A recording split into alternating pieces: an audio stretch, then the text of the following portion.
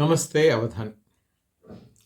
చాలా సందర్భాల్లో మనుషులకి తప్పు చేయడం కన్నా తప్పు చేసినావు అని చెప్పి ఎదరవాళ్ళు పాయింట్ అవుట్ చేస్తే కోపం వస్తుంది. సిగరెట్ కాల్చుకోండి అనుకోండి, ఎందుకు సిగరెట్ కాల్స్తున్నా, ఎర్ర సిగరెట్ కాల్స్తున్నా అనేది కోపం వస్తుంది. మందు కొట్టేవాడు కూడా అంతే, ఏ తప్పైనా అంతే. వాళ్ళు తప్పు చేయడం తప్పు కాదు, కానీ ఆ తప్పుని ఎవరైనా పాయింట్ అవుట్ చేస్తే ఇరిటేషన్ రావడం ఊజ మానవ నైజం. నిన్న ముఖ్యమంత్రి ఒక ప్రకటన చేశాడు. దాని మీద చాలా సోషల్ మీడియాలో అయితే విపరీతంగా ట్రోలింగ్ వస్తుంది. ముఖ్యమంత్రి చేసిన ప్రకటన ఏమిటంటే, వెహికల్స్ రిజిస్ట్రేషన్ చేసినప్పుడే వెహికల్ ఓనర్ బ్యాంక్ అకౌంట్ కూడా తీసుకుని దాన్ని వీటికి అటాచ్ చేయండి. ఎవరైనా ట్రాఫిక్ వైలేషన్స్ చేస్తే వాడు వైలేట్ చేసిన వెంటనే ఆ అకౌంట్ నుంచి డబ్బులు కట్టాయి గవర్నమెంట్కి వెళ్ళిపోతాయి, RTI department, what ever it is, police department అనేది ఆయనది. దీనికి ఒక రీజన్ ఏమిటంటే, ఒకటి, ట్రాఫిక్ చలానాలంటే ఎవరికి పెద్దగా భయం లేకపోవడం, దట్ ఈస్ వన్. అండ్ ఆ అమౌంట్స్ కూడా పెద్ద సీరియస్ అమౌంట్స్ కాదు, that is added one. Second, ఎప్పుడు చలానా ట్రాఫిక్ వైలేషన్ చేసినా ఏం కాదులే, 6 నెలలకు ఏడాదికో కన్సెషన్ ఇస్తారు. కన్సెషన్ ఇచ్చినప్పుడు మిగిలింది కట్టేద్దాం, ఏమవుతుంది? ఇప్పుడు 10,000 15,000 ఇది ఉందనుకోండి, రైట్, ఎప్పుడో ఇది ఇస్తారు కదా, ఏది కన్సెషన్ ఇస్తారు కదా, ఇదిగో మీరు కట్టాల్సిన దాంట్లో 60% కట్టండి, 40% కట్టండి, 70% వాట్ ఎవర్ ఇట్ ఇస్, కడితే మిగిలింది ఇదే ఆఫ్ అయిపోతుంది, ఎందుకు పే చేయాలి అని చెప్పి. ఇలా వైలేట్ చేసి వాళ్ళ సంఖ్య పోలీసులు అక్కడక్కడ ట్రాఫిక్ ఐలెట్స్ దగ్గర కానీ ఇంకో దగ్గర కానీ చెక్ చేస్తున్న దానికన్నా చాలా ఎక్కువ ఉంటుంది. ఇది చాలా సహజం. అంటే ప్రతి రోడ్డు మీద వచ్చిన ప్రతి వెహికల్ చెక్ చేయడం పోలీసులకు సాధ్యం కాదు, షూర్. అండ్ మేము రూల్స్కి కట్టుబడి ఉంటామనో, రూల్స్ని ఇచ్చేస్తామనో అనుకోకుండా as we behave as we like అని చాలామంది బిహేవ్ చేస్తారు. సో ఆ నేపథ్యంలో సీఎం చెప్పింది తప్పు కాదు, ఒకటి. రెండోది, డ్రంక్ అండ్ డ్రైవ్, పిల్లలకి వాహనాలు ఇవ్వడం, wrong route driving, speed going beyond. చాలామంది ఏమంటారండి, రోడ్డు బాగులేని చోట రోడ్డు బాగులేదని తిరుగుతారు. ఖచ్చితంగా ఈ రోడ్లో ఇన్ని పిట్స్ ఉన్నాయి, ఇది ఉన్నాయి, అది ఉన్నాయని చాలా చెప్తారు. కావస్తే అంతకుముందు జరిగిన యాక్సిడెంట్స్, ఇదిగో ఈ పిట్ కారణంగానే, ఈ రోడ్డు బాగోలేని కారణంగానే అంతకుముందు యాక్సిడెంట్ జరిగింది అని చాలా చెప్పుకొస్తారు. At the same time road బాగుందనుకోండి, రోడ్డు ఎంత బాగుంటే స్లోగా ఎలా వెళ్తాము? ఈ 20, 30 స్పీడ్ మీద 50 స్పీడ్ మీద వెళ్ళడానికి కదా ఈ రోడ్డు వేసింది.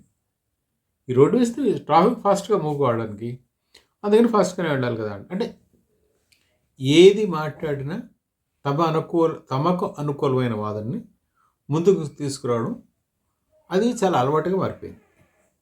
ఇప్పుడు సీఎం చేసిన అనౌన్స్మెంట్ మీద, ఇది డైరెక్ట్గా బ్యాంక్ అకౌంట్స్ నుంచి కట్ చేయించండి అనే అనౌన్స్మెంట్ మీద చాలా ట్రోలింగ్ వస్తుంది. ఏమనంటే, రోడ్లు బాగున్నాయా?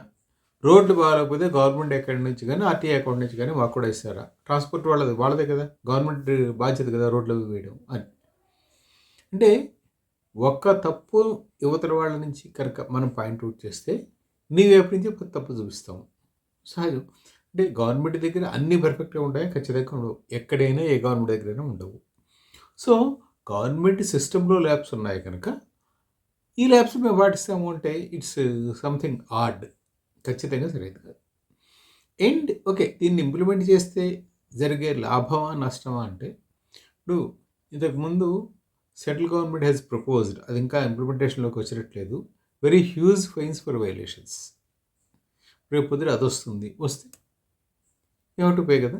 అండ్ రైట్, ఖచ్చితంగా ఇలా మాట్లాడేవాళ్ళు ఎప్పుడూ ఒక సెక్షన్ ఉంటుంది, ఇది మీరు ఏ పని చేసినా, మీరు మంచి చేయండి, చెడు చెయ్యండి, ఇంకోటి చేయండి, ఒక న్యూట్రల్ డెసిషన్ తీసుకోండి.